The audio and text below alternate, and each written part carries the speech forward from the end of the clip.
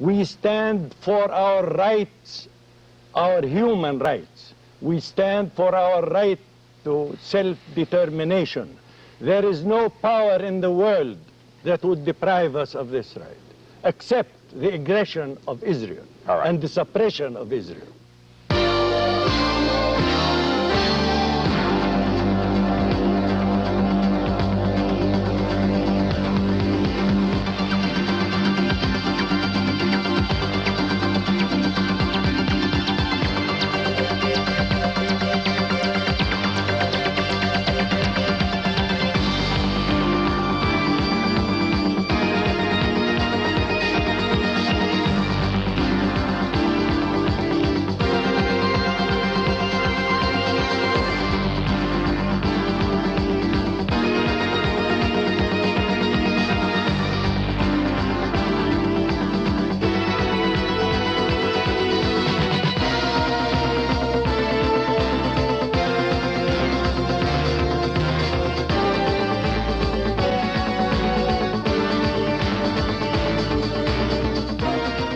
I'm Stanley Rosenblatt. Behind me is the city of Gaza, bordering on the Mediterranean with an Arab population of approximately 250,000. Gaza, along with the West Bank, are called Judea and Samaria by the Israelis, are probably the most controversial areas in the Middle East. I came here to interview the former mayor of Gaza, Rashad al Shawa, and in speaking to him, it does not lead to any feeling of optimism, because his bottom line for any kind of settlement or peace in this area would be a full-blown independent Palestinian state, not merely a homeland, not merely an entity, not merely autonomy or self-government, but an independent sovereign state. And in terms of all the Israelis I interviewed, whether representing very liberal or very conservative, on that one thing, just as they are totally united that Jerusalem will never be divided, Israel is totally united on the fact that although they are willing to give up parts of the West Bank, at least some of the more liberal Israelis, and they are willing to allow the inhabitants of the West Bank and Gaza to have autonomy, almost a total consensus of Israeli opinion is that they would never permit an independent sovereign state either on the West Bank or in Gaza. And al Shawa says that he and his people are willing to wait years and decades and even longer if necessary until they are strong enough to establish by force, if necessary, an independent sovereign state. Because the Israelis feel very, very firmly that this is something that can never be given to the inhabitants either of the West Bank or of Gaza on a voluntary basis by them. The Arab world tries to make it appear that Arabs and Palestinians are very united. Yet on American television screens throughout the summer of 1982, Israeli artillery was pounding Beirut, and a lot of Americans wondered why the other Arab states did not come to the rescue of their brethren that were trapped in Beirut. How do you explain that? I would explain it that all Arab states, unfortunately, are directly or indirectly under foreign influence, mainly United States influence. And when Israel bombarded Beirut and invaded Lebanon in general, they felt that the United States had given the green light, and no one dared to stand against Israel because they felt they would be standing against the United States. That's the main explanation. What is your attitude toward President Reagan's peace plan, which, as you know, calls for Palestinian self-government on the West Bank in association with Jordan and a freeze on all Israeli settlements? Is that something that you can live with? I personally would support the Reagan plan, and I think that it would, if the United States really meant to carry it out, it would ensure two basic problems, two basic questions that the Arabs want an answer to, and that is It would ensure Arab sovereignty over the occupied territories, and it would stop Israeli settlements. These two problems are the main threat to the Palestinians in general and to those living in the occupied territories. We are doing this interview in the garden of your home in the Gaza Strip, and you were mayor of Gaza for a good number of years, as has been your father and your grandfather. How do you perceive the situation today in Gaza with respect to the relationship between your people here and the Israeli government? I'm afraid the relation is very poor, it's very bad. We feel, everybody in the area feels, that Israel is formulating laws and issuing orders to suppress the people and put more and more pressure on them to force as many as possible to leave this strip and leave the area with the minimum number of inhabitants so that Israel would be able to annex it at a future date with a minimum number of Arabs to bother Israel in the future. How many Arabs are presently in the Gaza Strip? Gaza Strip is the most densely populated spot on earth. We have 500,000 inhabitants living on 360 square kilometers, meaning about 1,400 inhabitants living per square kilometer. We know Holland, for instance, in Europe is the most densely populated spot.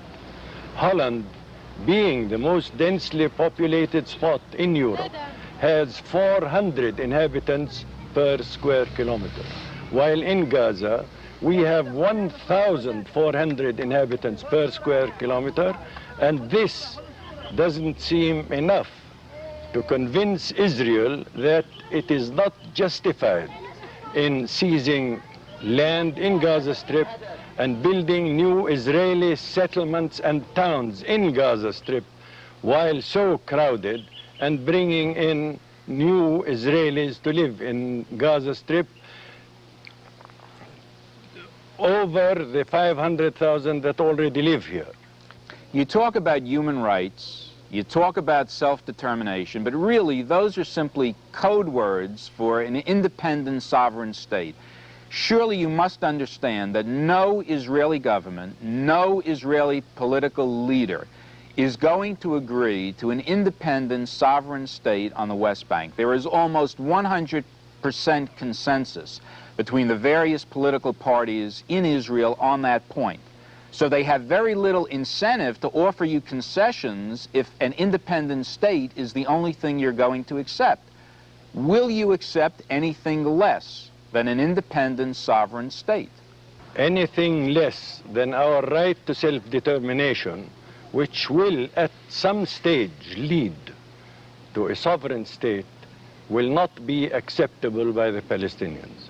Well, all right, the reality of the present situation is whether the labor alignment would be in power or the Likud bloc in power in Israel, Israel is not going to agree to an independent sovereign state either on the West Bank or in Gaza. And if I understand you correctly, what you're saying when you talk about self-determination, obviously this is a stage leading toward a state. And if you don't get that, there is nothing that Israel can offer you that will satisfy you less than self-determination and a state. Is that correct? There is nothing that will be accepted by us. But Israel is not actually offering us anything whatsoever. Israel is offering us to live here as guests, not as people who own the land. And considering us as guests, Israel will have the right at any minute to push us out. Israel says that under their Camp David autonomy plan, that it is so generous that in reality the Arabs on the West Bank and in Gaza would have more freedom, would have more democracy, would have a better life, less repression than they do in any of the other 21 Arab states. Now, is that a lie? I don't think Israel has the right to make such comparisons. Israel to us is an aggressor. Israel has occupied our land by force. Israel is seizing our land by force and establishing settlements all over the occupied territories. You make it appear that the whole problem in the Arab world is Israel. You mention Lebanon. Look at Lebanon. Not only are Christians killing Muslims, but you have the pro-Syrian Alawites killing and murdering the pro-PLO Sunni Muslims. There are many, many intra-Arab conflicts, as evidenced by the war between Iran and Iraq, the civil war in 1970 between the PLO and Jordan. So obviously, everything is not fine and dandy within the Arab world, putting Israel completely in the corner. My dear sir, if it hadn't been for Israel, the 1970 war in Jordan would have never happened. It was because Israel had uprooted the Palestinians and thrown them into Jordan. If it wasn't for 600,000 Palestinians uprooted by Israel and thrown into Lebanon between 1948 and 1967, the trouble in Lebanon would not exist. I insist that Israel is the basic troublemaker in this area. Jordan had the West Bank from 1948 until 1967. They never offered their fellow Palestinians an independent sovereign state. Egypt controlled the region we're sitting in right now from 1948 to 1967 and basically had a military dictatorship, did not offer you citizenship. Does that mean Israel, who has occupied the Gaza Strip and the West Bank by force, has the right to dictate to us what we should have? Israel never had a state up to 3,000 or 2,000 years ago. Now Israel has a state. I am speaking on behalf of a people who have been oppressed and are being oppressed by Israel. We stand against oppression. We stand for our rights, our human rights. We stand for our right to self-determination. There is no power in the world that would deprive us of this right, except the aggression of Israel and the suppression of Israel. We are dealt with as street sweepers in Israel. All street sweepers in Israeli villages and towns are from the occupied territories. This is what Israel wants us to do. Israel wants us to remain as laborers, cheap laborers, to construct Israel. We are against this. We definitely are against it. We don't accept it. And we are sure the United States people, those people who stand for righteousness, those people who stand for human rights, will not agree to Israel keeping us under occupation and under suppression. We are not asking for anything more than our human rights.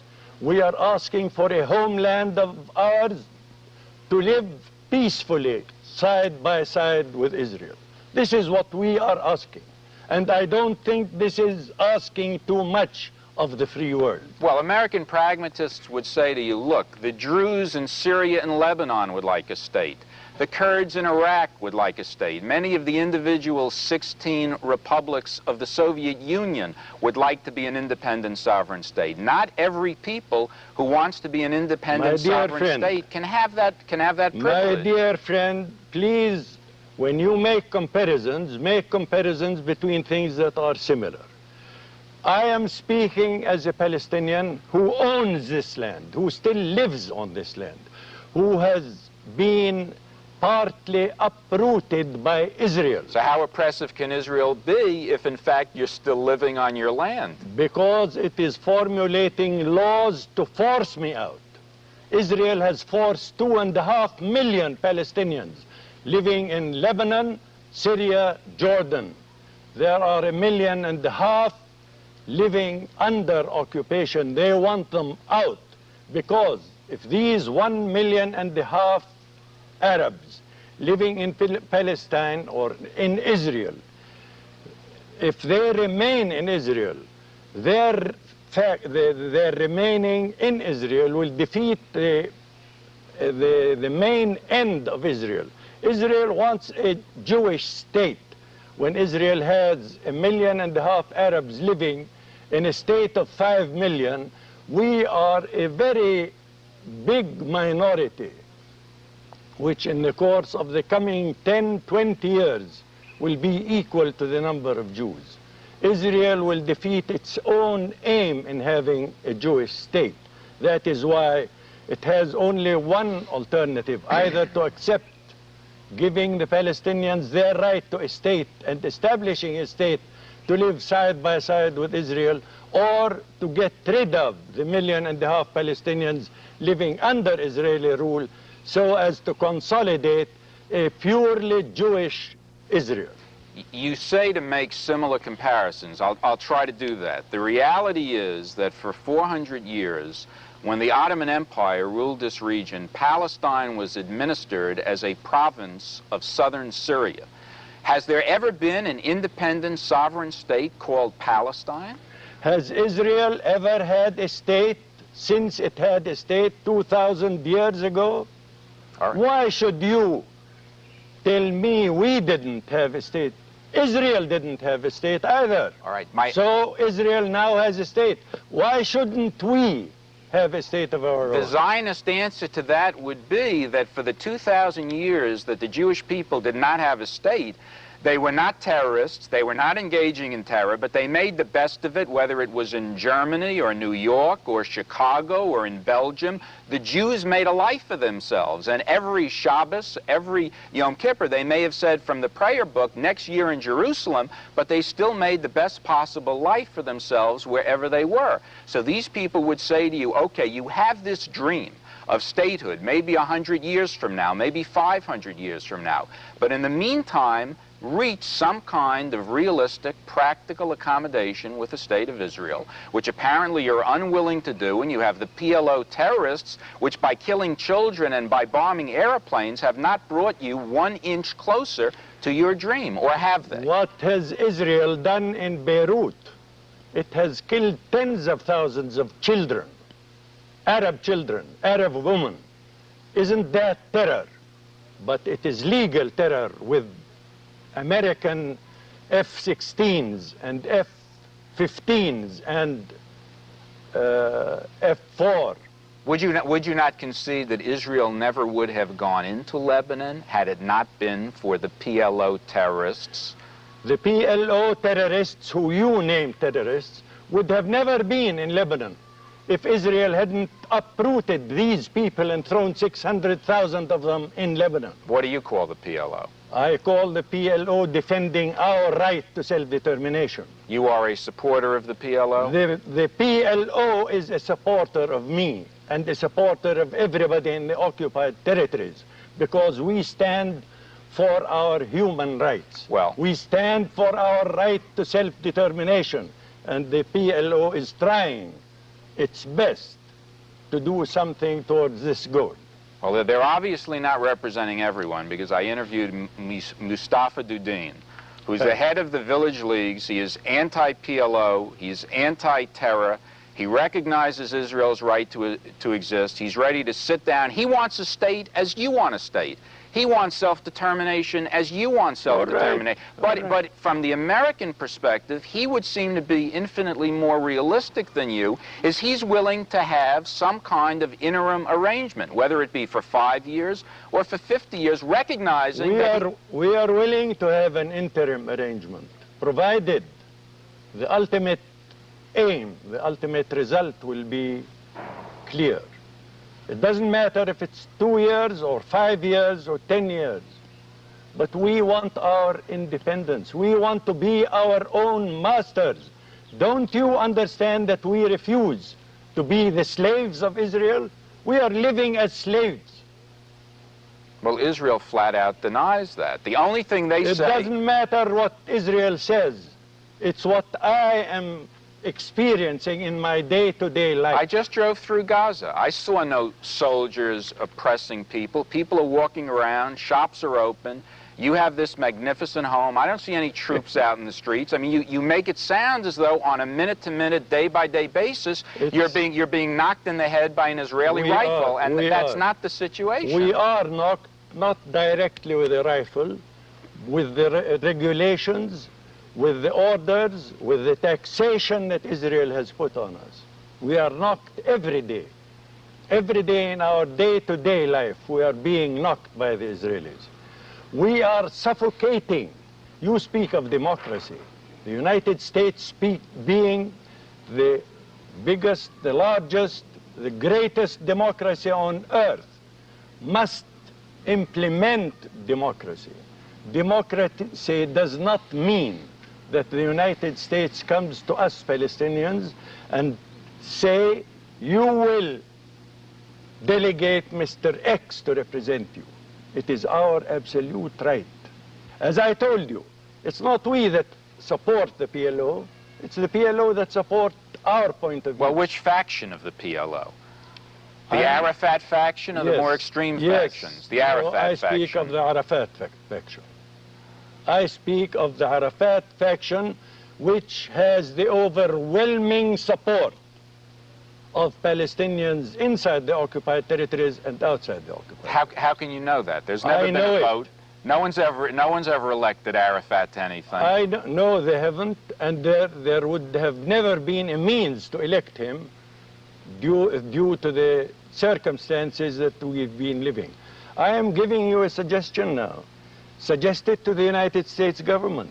Let them, if they mean business, let them help carry out a referendum. And if this referendum defeats Arafat, well, it's just too bad. You would go along with it if it defeats Arafat? Of course I would.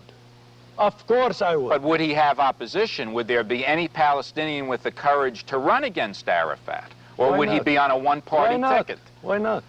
Why not? Here we are under Israeli protection. Well, the PLO has killed many opponents to their particular narrow philosophy. The PLO tried to kill me at a stage. Why? But still. Why? Because they did not know what I stood for. Well, that's a wonderful organization. I mean, you are a Palestinian, obviously dedicated to your people, and you're telling me the PLO, because they thought you stood for something different than them, tried to kill you. Mistakes do happen. Mistakes do happen. It's not infallible. The PLO has many mistakes. But basically, the PLO stands for the right of the Palestinians.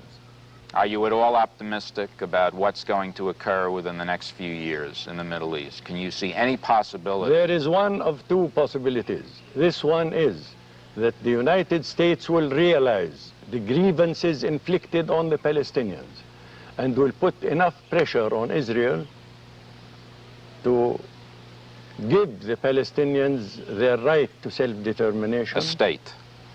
Their right to self-determination. Which would lead to a state. Which would lead in the long run to a state. Or Israel will remain in occupation of the area. We can't kick Israel out. We don't have the power to kick it out. Although Israel speaks of solving problems peacefully, Israel is by force holding our area. Israel is by force confiscating our land. Israel is by force building new settlements, and no one can resist them. You have really no reason to believe that the American government is going to exert the kind of pressure you're talking about. So what you're really saying, after we analyze it... No, I'm not. With the present Reagan initiative, I am sure if Reagan and the United States want to do something according to this initiative, I am sure this would be a good basis, a good start. So in other words, when the Reagan and his plan talk about self-government for the Palestinians in association with Jordan, this to you is compatible with your goal of self-determination and ultimately a state. It is. Do you think that's in Reagan's mind? I think so. He said it. He said local rule, stopping Israeli local rule. Stopping the settlements. Stopping the settlements. No longer Israeli domination over the occupied territories, and connecting Gaza Strip with Jordan. Would such a state sign a peace treaty with the state of Israel? I think it would, yes. Why not? You recognize Israel's right to exist? Of course they would. Do you recognize that now? Of course I do. It exists. Everybody knows it exists. The mere fact that we talk to Israelis is a recognition that they exist. Of course we would recognize. And what we are asking is to have a state of our own, to live side by side with Israel. Hopefully in peace. In peace. Do you reject the terrorist activities of the PLO? Of course I do. The PLO itself rejects them. Then who's doing all these things? There are splinters here and there. There are many violent acts that are being carried out in Europe, and Israel is being accused. Is that a proof that Israel is doing it? Are you telling the American audience that Arafat is not a terrorist? Of course I am. Arafat is not a terrorist. He's not a terrorist. I assure you, if you saw Arafat, if you met him, if you discussed things with him. I've heard him say on American television that he believes in terror. I don't think he believes it, that he believes in it as a weapon, and that sometimes innocent people get killed.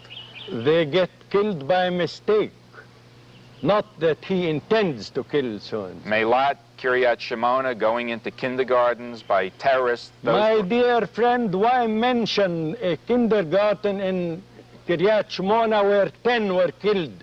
And you don't mention Beirut where 10,000 were killed. You've told me. You've told me about Beirut. And you have told me of Kiryat Shimona. But you don't agree. You have blamed. I don't agree. You have blamed Beirut on the Israelis, but you don't concede that Arafat and the PLO is responsible for Meilat and Kiryat Shimona. I don't know who was responsible, but I'm against it. I don't approve killings like Kiryat Shimona. I don't approve it absolutely. Thank you very much. Thank you.